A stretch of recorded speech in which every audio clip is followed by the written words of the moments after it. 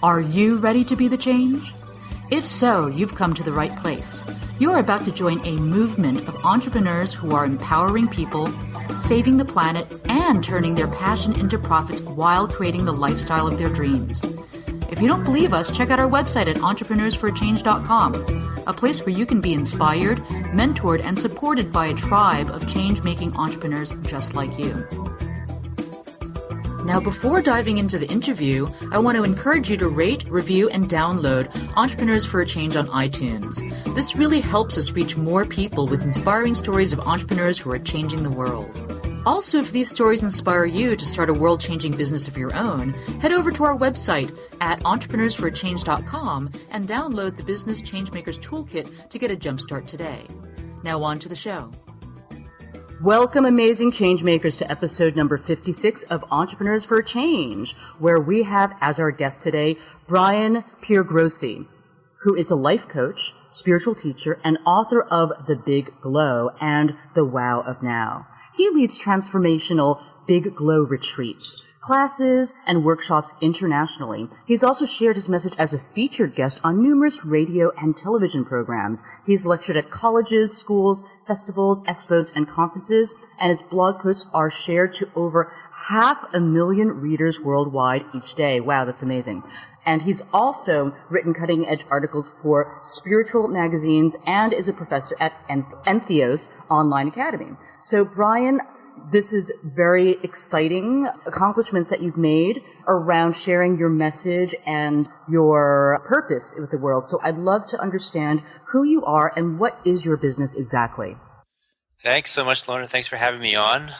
And it's been a great journey you've made from soul-sucking job to living one's life purpose and being an entrepreneur and doing what I love and supporting myself financially and doing what I love, and the message that is important, that I feel is important to me to share with the world. So, I mean, that itself is a part of the messages that I share with people, is that it's possible to live on purpose and live in alignment, as I call it, and live as a life artist, as I call it, creating every day way that we feel called to create it and being of service and benefit to others and all beings in doing so.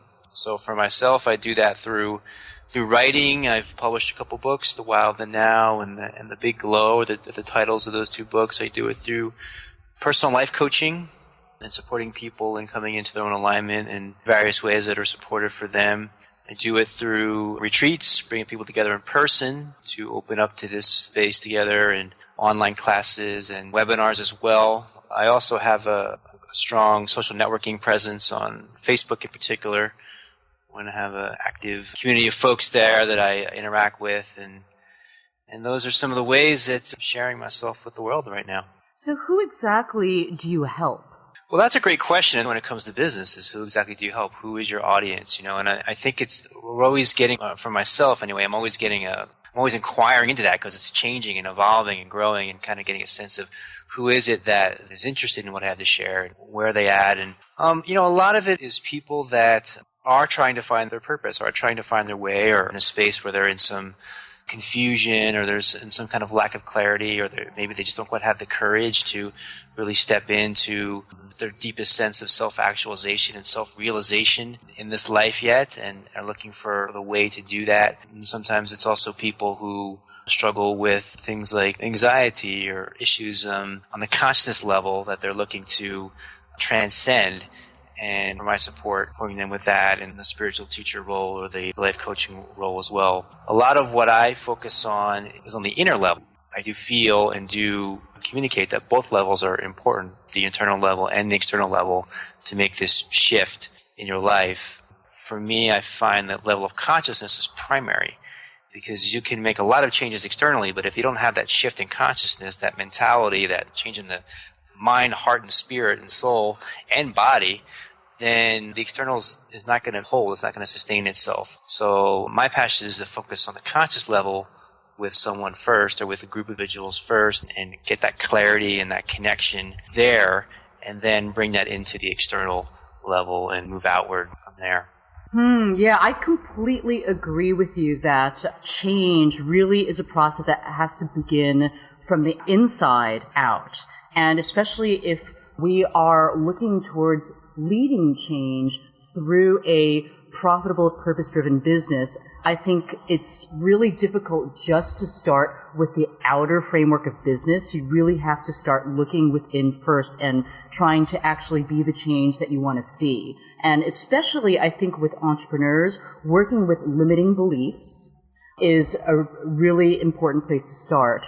And then, of course, identifying the leadership qualities that you want to embody, because you are stepping forward as a business leader. So I think absolutely starting with the consciousness is critical. And I truly believe that every person on this planet has really come into this world with a calling that they, and only they, with their special gifts, can truly accomplish or achieve. Like, there is a special job out there for you that you were born to do, and it's your choice to decide whether you want to discover what that purpose is and then claim that calling. So I'm curious to know, I know a lot of the folks in my audience are a little confused about how to go about discovering what their purpose actually is, especially when a lot of their mental capacity is occupied by, the daily grind of life and, their responsibilities at their job. So how do you go about finding your life purpose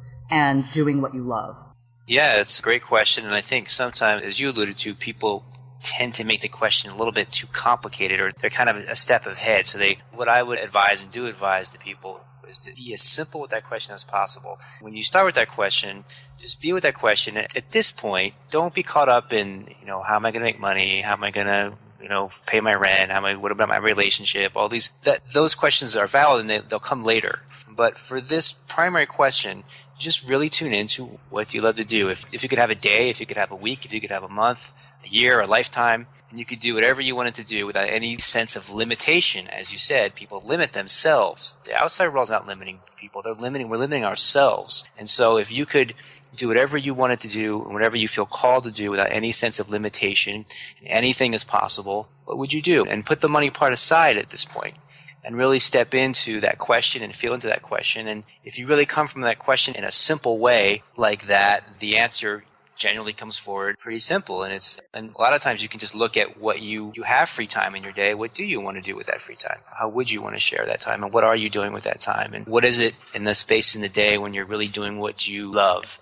And the more that you're doing what you love, then the more you're in the space of love throughout the day, and you're sharing that love with others throughout the day. And that's how you tune into what it is you love and what is your purpose here on this planet.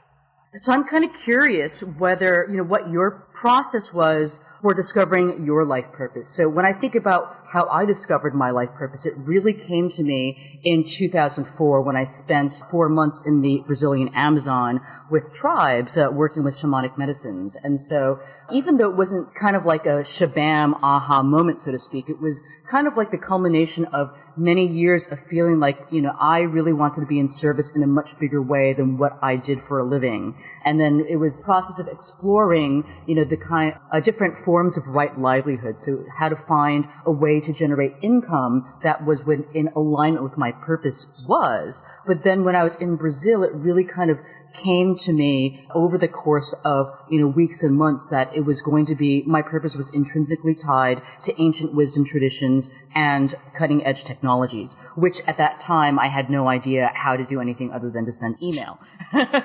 So that was a very interesting journey that kind of launched my career as an internet marketer. But not everyone necessarily has that really powerful transformational moment. So I'm curious how you arrived at your purpose and how did you discover what you love to do? What's your entrepreneurial story? So in my free time, when I had free, I would study spirituality. I would spend a lot of time reading books about spirituality. I was particularly inspired by Eastern spirituality, but I was inspired by spirituality really anywhere that it spoke to me around the world, different times, different places, different teachers or authors. And that was my passion, and I noticed that people would come to me for advice and they seemed to be benefiting by what I was sharing with them based on the realizations that I was coming to and had come to. And so I was giving a lot of my time, I was giving as much time as I could to that, and I felt this real passion for that and a sense of purpose around that. And then at this point in my life, I had a part-time job and I was working at a preschool. And this was just to kind of, pay the bills, as they say, and have a rent and food so I could keep doing what I loved, keep following this passion that I had. And I just increasingly was disliking this job. It was increasingly, it was a soul-sucking job, as you say, a lot of bureaucracy and a lot of things, that I had to conform to that I didn't feel in alignment with. And beyond that, it just wasn't my calling, this lifetime. So it was starting to sort of eat at me more and more, and it was starting to hurt my soul. It was starting to suck my soul more and more. And so the story is that one night I just was feeling this really strongly, intensely, and I felt that I need to go for a walk. I just need to walk. And so this was late at night, maybe like midnight or something, and I just went outside and started walking, and it started raining. And I was just so immersed in this energy that I was like impervious to the rain. I was like, I couldn't even didn't even really notice it was raining. So I'm just walking in the rain and walking through like most of the night, just nowhere in particular, just walking. And I had this sense that during that transformational few hours, there was a sense that I just can't do this anymore. I just can't. And the way it came to me was I can't live a divided life. I can't live in a way where these two separate parts of me are not coexisting. They really want to come together. And as you said, I really want to generate my income by doing what I feel is the deepest call of my soul, has the deepest sense of meaning and inspiration and purpose, and the deepest call of my heart, and can be and is for the highest benefit of all beings and as well. And so I just had this clarity that at that point, for me, and the journey is different for everybody, but this is my particular journey, I didn't know exactly how I was going to make this next step yet, but I knew that I couldn't continue the way I was anymore. So the next day I went into my job and I told them that I was going to be leaving, and gave them 3 weeks notice that I was going to leave my job. And I gave the place I was living didn't feel in alignment for me either. A lot of things going on there, alcohol and drugs and so forth. And I told them that I was leaving there as well in 3 weeks. So at that point, I knew in 3 weeks I would have no job and nowhere to live, and I better get going fast. And put that fire under your ass. Sometimes you got to do what you got to do, man, and just trust that the universe is going to catch you, after you take that leap. Because, at a certain point, some folks kind of do it gradually. Other folks just decide they had enough. Yeah, and I agree. It's different for everybody. So I'm not recommending that's the path for everyone, but for some people that is the way it goes, where it's kind of like, I don't know exactly how I'm going to do this, but I know I'm not doing this anymore, and that impetus makes you really push to get that next step, that leap into being, into manifestation. Yeah, so I'm very excited to later on be able to dive into the topic of how to monetize your purpose, which you will be offering through your masterclass, the keys to monetizing your mission through webinars and retreats. But going back to this point in time so I can understand and, our listeners can understand, how long did it take you from that point of just taking that leap to being able to generate a viable living through your passion? I'm so curious about what that journey was like. Yeah, well, that's a great question. And a good part of that question is, what is considered a viable living? For myself, and I think for most people, there's always other levels that we can go to of empowerment and actualization. So I feel like for me, I'm not finished, I'm still on this path. But what's beautiful for me is that I can wake up every day and I can do what I love, and I can set my own schedule, my own timing. I can be where I want to be. And I'm living the life that I'm called to live and that I want to live, and supporting myself in doing it. So I feel like from that sense, there's this great sense of success of having accomplished that. And the journey continues. And how long it took, that's a good question. It took some time, and I think that's important for people to be patient, and really not give up, but persevere and be open to the changes and shifts that can happen. And I also, I found very creative ways to live quite simply for a while, with very minimal needs. And sometimes that's an important part of this equation too, is we're looking, a lot of times I think people that get into this entrepreneurship, they're looking a lot at the income aspect, but they don't always look as much at the expenses aspect. And there's two parts of that equation. So I was very creative for a little while, keeping my expenses very minimal, and what allowed the income to slowly rise, and was able to follow this path and follow the adventure and the roller coaster that it was and that it is. Yeah, I would definitely agree with you on the fact that creating a purpose-driven business does take time, because the main difference between a purpose-driven business and just a regular business where you're, selling stuff to make money is that, one that is purpose-driven tends to be aligned with the greater good. And so to be able to monetize a business that is in alignment and supports and advances a greater good is truly an art. It takes a lot of finesse and a lot of soul searching, whereas, if you just wanted to sell stuff online, I think, a lot of people can sell stuff online, but at the end of the day, do you feel good about what you're selling? And it's interesting because for me, one of the main moves that I made in order to manage my expenses when I became an entrepreneur was to actually leave the Bay Area, which is a very, very expensive and increasingly more expensive place to live. And I decided to become a digital nomad and go overseas so that I could really build my business and invest in the mentorship and the team that I needed to really be able to run my business so I could have much more flexibility and, be able to know that things are running without me actually having to do every little thing, right? And so, that is a strategy that I see a lot of internet entrepreneurs make. So there are hubs of entrepreneurship in Saigon, Vietnam, Chiang Mai, Thailand, where I was based for quite some time, Medellin, Colombia, where there are folks that are just, building their businesses and enjoying a higher dollar for culture ratio than they would back home. So it's like they also engage in geo arbitrage, where they're able to make money in the Western economies and then, spend it in the locale where they live, like overseas, where it's a lot cheaper, like everything, food, rent, it's like going out is so much cheaper. Like the cost of living in Chiang Mai, the cost of living a 5-star luxury life where you can eat out every single meal, have gym membership, get massages, is literally $1,200 a month. Yeah. So, that's definitely an option for people if you don't have specific family ties that will keep you location bound.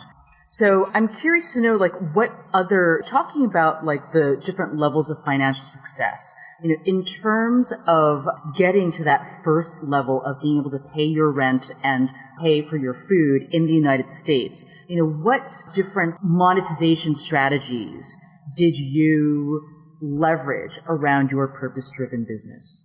Yeah, well, I started with the life coaching, personal life coaching, as primarily what I was doing. And I just was exploring. A lot of my promotion was free, and it was through social networking. And I was actually when I first started, I was using Craigslist. I had some energy through there as well. But yeah, I would just give myself, that's the one good thing, Lorna, if you do just kind of cold turkey quit your job and you have a little bit of savings or a little bit of a support network from family, you can give yourself to this all day long, So I had all day long to get this stuff out there and promote it.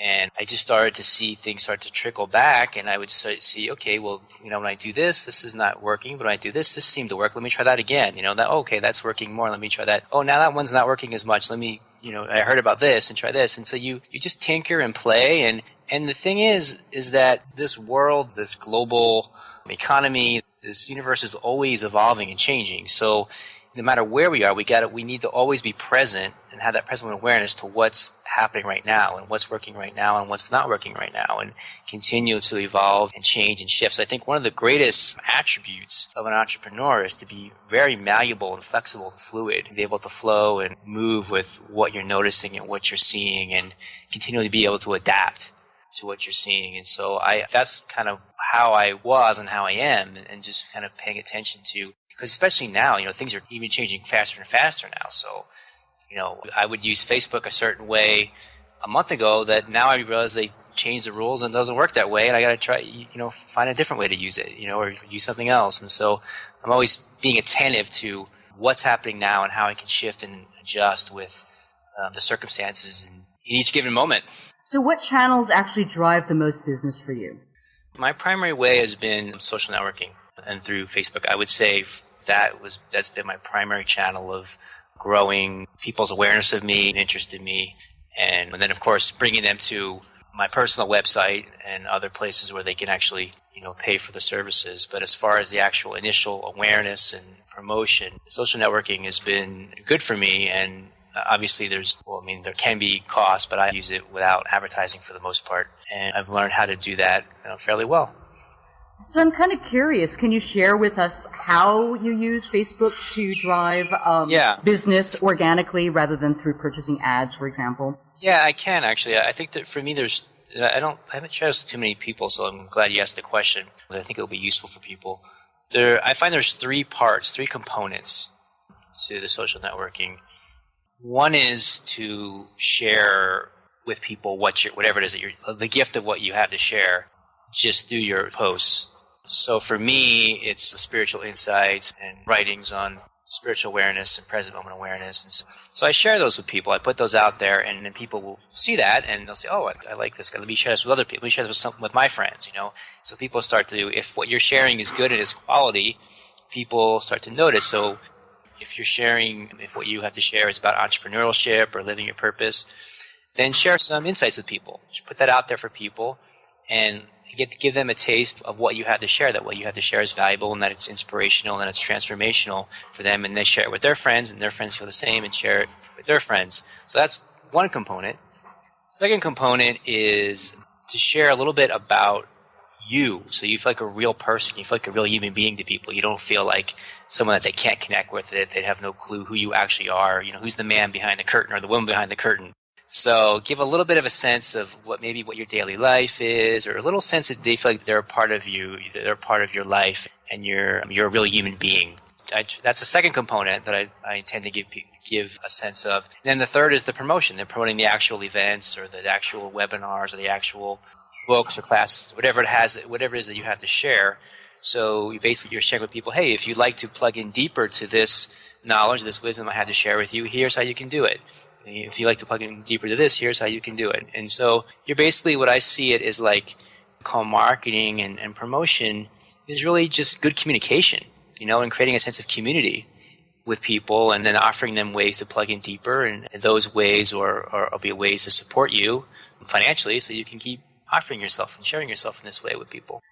Okay, so I have some questions around your process. It definitely does, seem pretty straightforward. Now, I notice in terms of sharing your thoughts and insights, do you share them as a link to a blog post that you wrote, or do you share them as one big long update? Do you find there's one that works better than the other? I usually share it within Facebook. My sense is I think that I understand the benefits of you sharing as a blog post, and I've done that a few times, and I'm open to that, doing more things that way, especially because Facebook's making some changes right now. But I find that a lot of people don't take this minor effort it takes to log off of Facebook and go on to another page. And if you can at least put it there, at least initially if you're getting started, people will have a better chance of reading it and really share what you have to say, and then that will inspire them more to go off to other sites or off to other things that you have at a future point. Yeah, I kind of noticed the same thing too. I noticed people that write big, long, soul-bearing updates tend to get a lot of visibility and a lot of comments, whereas the same type of content, when shared as a blog post, doesn't seem to necessarily get that. It's like people are so lazy, they're just not going to click on Facebook, It's fascinating. Yeah. Great. And then do you share only within your existing friend networks, or are you sharing these insights and updates into other groups that you're a part of? Yeah, I try to get it out there. I mean, the intention is that it reaches as wide of an audience as possible. So unless there's some reason that it's not, but generally speaking, the intention is to be shared with everyone. And that's the beautiful thing about Facebook, is that if you share something that's inspiring or it moves people, all they have to do is click that little share button, and then it goes to their network of people. So when it's like in the ideal situation, when you're really rolling, you get into a space where what you're sharing is being shared with people beyond, what we call viral, right? It's going beyond your own network of friends into other people's networks of friends and beyond to their network of friends. So how often do you post into groups versus update your own personal profile? When I'm in a good flow every day, I'll post at least once a day. last few days. To other groups? Yeah, not like a large quantity, but I usually I have my own group that I started, and I post in there, and maybe I'll post in a few others. Oh, cool! Is your group open? What is it? Yeah, it's the Big Glow community. Oh, cool! How many folks do you have in there right now? That one is I've based that one basically on people that have come to my retreats or have done it is open. It's just been based kind of like, it was initially based as sort of reunion kind of space. I think we have close to 250 people. Cool. There right now. Yeah, awesome. I think, when groups get too big, it starts to lose the sense of intimacy. Yeah.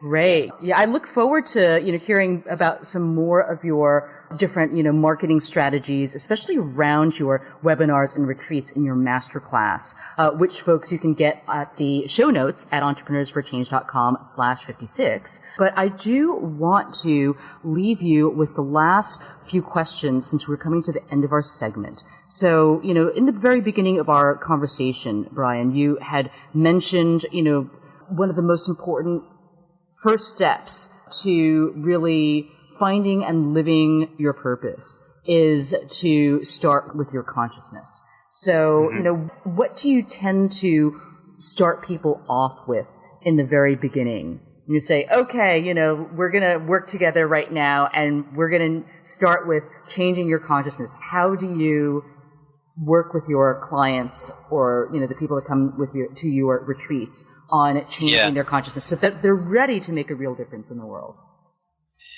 Yeah, well, they may think they are. Ha! Then the rubber hits the road, No, there is that sense of like, I'm ready to make a change, but then we have unconscious, as you said, we have unconscious limiting beliefs, systems and thought patterns and things that can come to the surface that we didn't know were there, that are impeding us from transcending and moving forward into this space of really living on purpose and living this life and this lifestyle on purpose. So my intention is just to ask the right questions to bring those unconscious beliefs, systems and thought patterns to the surface. And if they're brought into awareness, then they have the potential to be transcended. And one of the, I think, really powerful questions, which I mentioned earlier, but it is one of the initial questions that I think is important to ask, is if anything is possible, what do you want to create with your life? And really, people, if you really go deep in that question, for a lot of people, that's a struggle because they don't even know how to think in those kind of terms. They're not used to it, and because right away we want to limit ourselves. Well, I can't do this and I can't do that, and I have this situation, I have that situation. But if you can really just put all that aside and really just ask that question like a child does, like a 4-year-old, 5-year-old child, the kind of way they can just imagine and dream and not have any sense of limitation and just really tap into, without any sense of walls or barriers, what it is you're called to share in this world and what your purpose is, if anything was possible, and to be able to articulate that and write that out and then go from there as a starting point to everything else that comes after that point. I think that's a really powerful initial starting point. Yeah, I completely agree. When you have a point of reference to what will drive and inspire you every day, you can always go back to that place, right? So I'm curious to know, this is one of my favorite questions to ask, how can you make a real difference in the world? What is the most effective way to change the world, in your opinion, Brian, since you work with a lot of people in this capacity? What have you discovered? Yeah, well, I have to say, I think you said the phrase earlier, being the change you want to see in the world. And it's important for us, spiritual perspective, and also just from the success from a business perspective, to really live these principles as best we can every day, the highest intention that we want to share with others. So we're emanating that vibration, we're emanating that energy out of our being, and through that emanates out, that radiates out and brings the manifestation and brings the result of that vibrational consciousness that we're in. Now, some of your folks, I think, are aware of something called the law of attraction, which states like attracts like. And so these truths are articulated in different ways in different spiritual traditions and different teachings, but they all, as I see it, they point to the same thing, which is the consciousness, the vibration, the energy, the radiance, the clarity that you're bringing in this moment right now as an individual is what reflects back to you and what comes back to you over time. So really bringing ourselves back to this moment and where am I right now, and taking that sense of empowerment and responsibility to be living from this place, and we are embodying this truth, then the fruits of that will come into being. Very powerful words right there. Thank you so much for sharing with us your story and your message. Brian, how can we best stay in touch with you? My website is thebigglow.com, TheBigGlow.com, and I did mention Facebook, and you can find me on there as well. Just search my name on there, and I think I'll pop up. Awesome. Thank you so much, and you have a beautiful day. Thanks. You too, Larry. Thanks, folks, for listening to the Entrepreneurs for a Change podcast. If you enjoyed this episode, please help us reach more people with inspiring stories like this one by giving us a 5-star rating in iTunes. If this podcast inspires you to join the movement of change-making entrepreneurs, we'd love to give you a jumpstart with our free Business Changemakers Toolkit, which you can download at www.entrepreneursforachange.com/join. If you have a change maker in mind you'd love for us to interview, go to entrepreneursforachange.com/suggest and tell us who and why. Finally, feel free to stop by facebook.com/entrepreneursforachange to share your thoughts and say hello.